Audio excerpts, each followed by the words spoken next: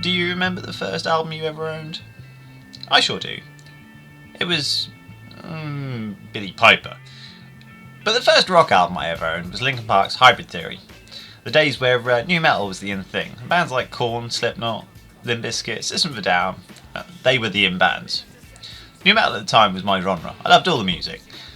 But there was one album I always went back to, and that was Hybrid Theory. I played the album until it stopped working. They also released Reanimation, an album which certainly had its critics. But then came Meteora, a surprisingly short album, 37 minutes, but it contained so many good songs.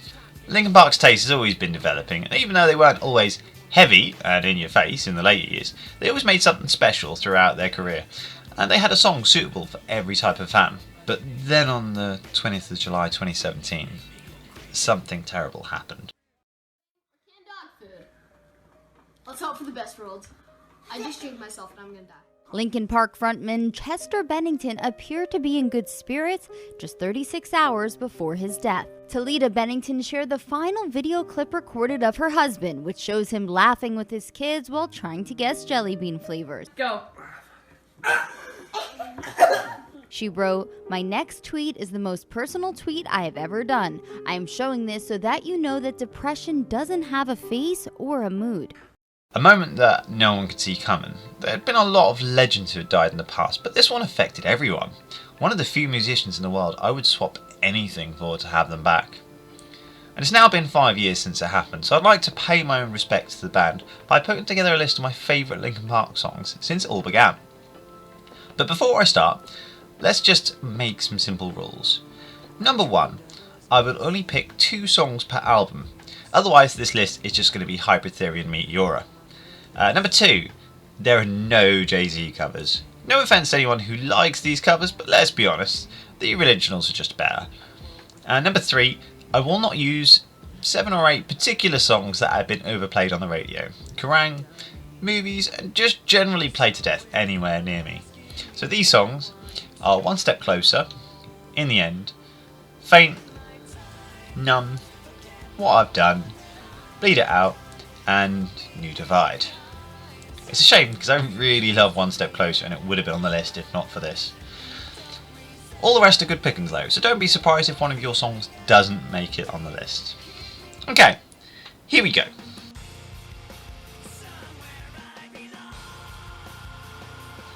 At number 10. I watch how the moon sits in the sky on a dark night, shining with the light from the sun. The sun doesn't give light to the moon, assuming the moon's gonna bow at one. It makes me think of... Okay, A Place for My Head is probably one of the oldest songs on the list. So this was originally called Esau, named after a friend of the band, and written back when Linkin Park were called Zero. Taking inspiration from Deftones and being written almost 7 years before Hybrid Theory, it's definitely one of my favourites from the album. Absolutely love that intro, and not a bad chorus either.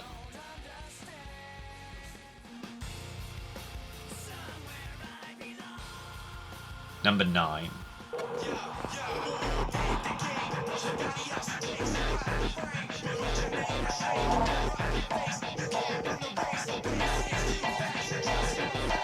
I did enjoy the original single, but this remix was just so much better. This was the only single to be released off the album Reanimation, and most of the other songs, if I'm honest, weren't really that good. But this song definitely stood out, especially the video. With over 11 million views on YouTube since its release 15 years ago, it's easy to see why it made it on my list.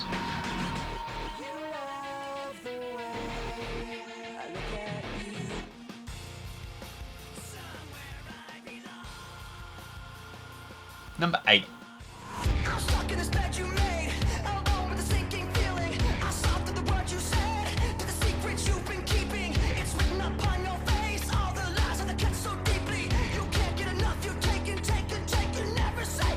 When A Thousand Suns released, it never really got my attention.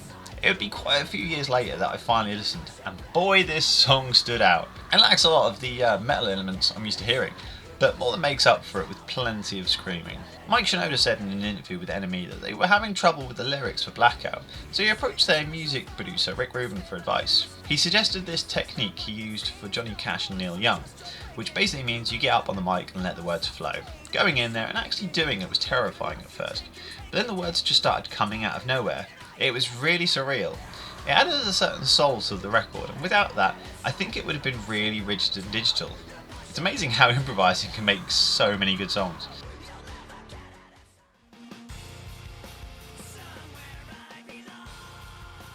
Number 7.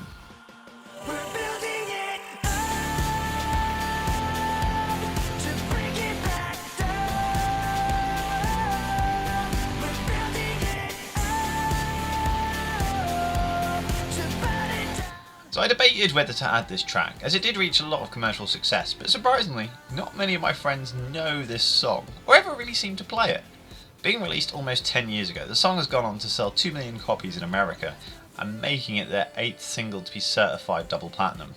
This song is open to interpretation, talking about building up the next big thing such as a new band or song, for them to be dragged out of the spotlight almost as quick as they arrive. The band based it on personal experience, and it's easy to understand when we see so many bands become a one-hit wonder shortly after their 5 minutes of fame.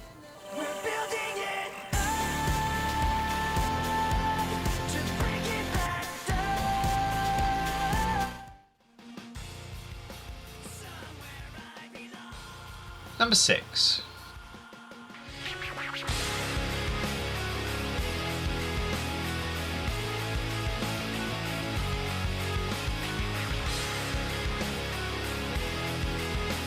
The song is about putting your trust into someone, only to find nothing but betrayal. The feeling of trust and fear of being betrayed again is something I think we can all relate to. Something I also didn't know about this video is the child in the video is actually Chester's son Jamie. This is the least successful single from the album Meteora, and is the only track from the album not to reach the US 100 Billboard. It's something that really perplexes me, and it's sad that it doesn't rank so high. It deserves better. It's going to get better, that's why it's on my list.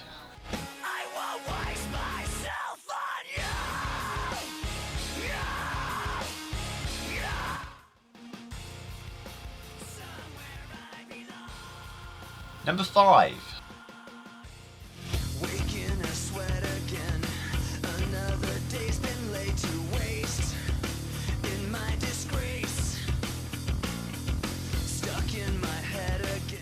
This was the 4th single released on the album Minutes to Midnight in 2008.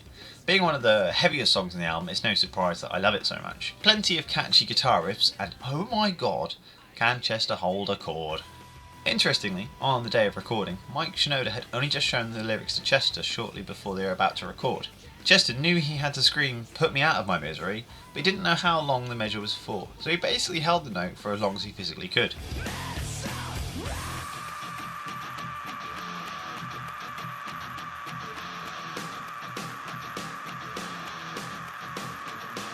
Mike was just so impressed, he decided to keep the take and rearrange the song around what he did. We are very grateful you did. Massive tune.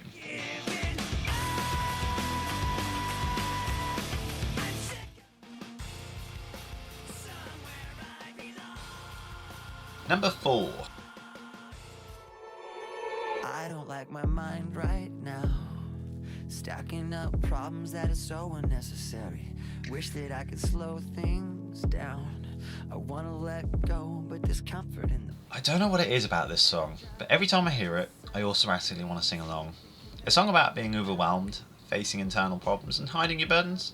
I think it's something that I always understand. The opening line is Chester 24 hours a day, he stated in an interview with Music Choice.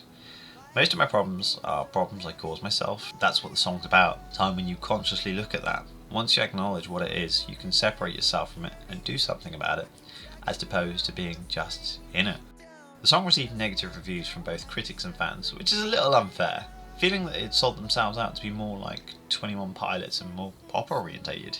But Linkin Park were never really only about nu metal. Sure, their first albums were undeniably the better ones, but it's just a shame that the only genre people wanted to hear from them. Bands don't always remain the same, and I'm happy they followed their passion regardless of what other people think.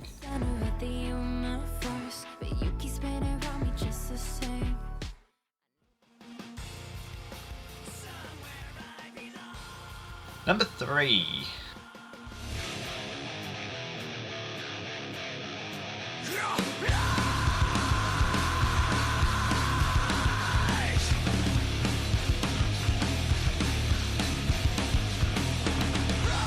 Oh my god, I've wanted to discuss this hidden gem. So the song debuted on the band's full show trip into Japan whilst on break from the studio. Rob Borden, the founder, member and drummer of Linkin Park, wrote about the song. We wanted to play a new song in Japan that was different from what we'd done in the past, that had a lot of energy live.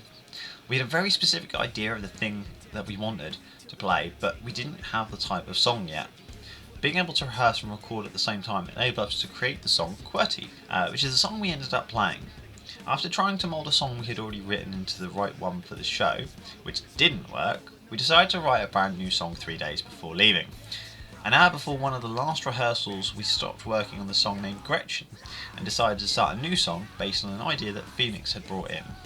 The song QWERTY came together in an hour, and then it was rearranged over the next 3 days in the rehearsal and in the studio. The lyrics were actually finished on the flight to Japan. I never remember where I first heard this song, but by far it's one of the best songs I've ever accidentally come across.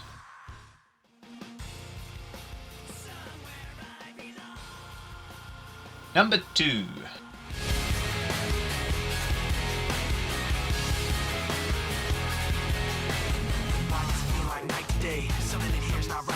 Paper Cut was the 4th track to be released on their studio album Hybrid Theory. It went on to reach a lot of success, remaining in the UK singles chart for over 6 weeks and reaching 500,000 digital sales. Not only a favourite song of mine, I also love the video, taking place in a disturbing looking haunted house. It used to give me the creeps growing up, but I'd still watch it every time. Always happy for anyone that played this track, but I just couldn't bring myself to make it number 1. So before I announce the number 1 song, let's look at a few of the songs which almost made it onto the list.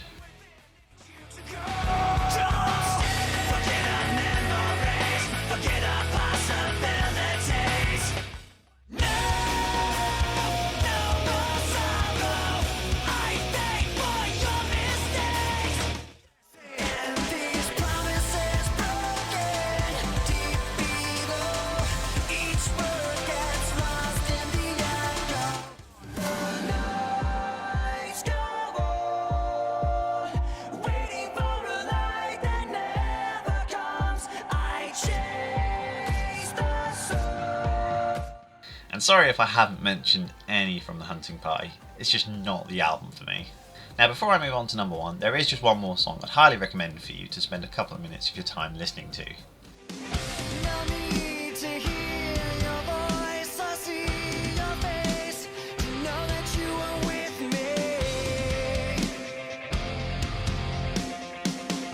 So this song was released by a band known as Dead by Sunrise, led by Chester. A band that formed in 2005 while they were writing songs for the album Minutes to Midnight. Chester had come up with several songs he felt that were good, but not suited to the style of Linkin Park. And rather than have the lyrics transformed to fit Linkin Park, he decided to work on them on his own and put them into Dead by Sunrise. The lyrics for this song move me every time, always give me a flow of positivity, even when times are really tough. Please, if you haven't heard this song, just give it a chance and go and tell me what you think.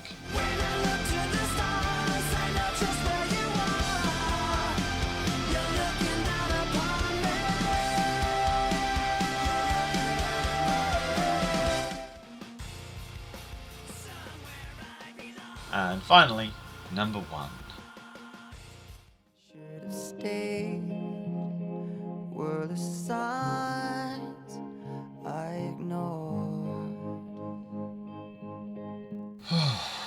It was never going to be any other song, was it? A song so passionate, it breaks me down every time I hear it. Taken from the same titled album, One More Light, Shinoda stated that they were writing One More Light around the time of writing Heavy. Shinoda could only think about a friend who had recently passed, and in spite of the horrible loss, the song is about letting people know and reminding them that you still care, even if you aren't always there. Not long after the release, the band was hit with another major blow and loss of another dear friend, Chris Cornell, and dedicated one of their final few performances together to their late friend. After Chester Bennington's death, the band released One More Light as their next single. Shinoda wrote, "One More Light was written with the intention of sending love to those who'd lost someone. We now find ourselves on the receiving end in memorial events, art, videos and images. Fans over the world have gravitated towards this song as their dedication and declaration of love and support for the band, and in memory of our dear friend Chester. We're so very grateful." Goes out, will I do?